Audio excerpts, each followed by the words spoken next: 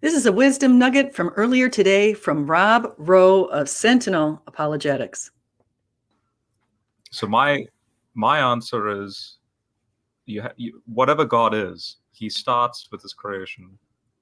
There's constant chaos, struggle with chaos right from the start.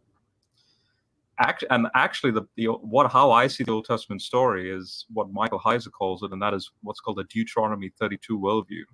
In other words, specifically in verse 8 of Deuteronomy 32, in other words, the human race is actually in the crossfire of the unseen realm. So, in other words, if there is a supernatural realm, if there is God and the other gods and so on, and there's a warring going on, well, we are actually in between that chaos. But God decides to start with a family.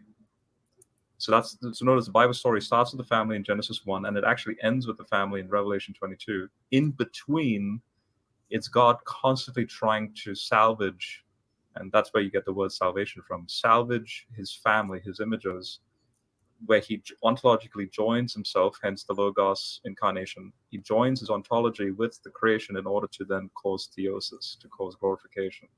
Yeah, but not for everybody. Well, this is where it gets into interesting discussions on universalism versus non-universalism. So that was part of it. So let's go back and take a look at exactly what it says in Deuteronomy 32. Deuteronomy 32 says, "When the Most High gave the nations their inheritance, when he divided all mankind, he set up boundaries for the peoples according to the number of the sons of Israel. For the Lord's portion is his people, Jacob his allotted inheritance. In a desert land he found him, in a barren and howling waste. He shielded him and cared for him. He guarded him as his apple of his eye." And then that matches up with what we find in Psalm 82. Psalm 82 says, "God presides in the great assembly. He renders judgment among the gods." You see, there are other spiritual beings here. We are in the midst of a spiritual warfare, just as Rob mentioned. "How long will you defend the unjust and show partiality to the wicked? Defend the weak and the fatherless. Uphold the cause of the poor and the oppressed.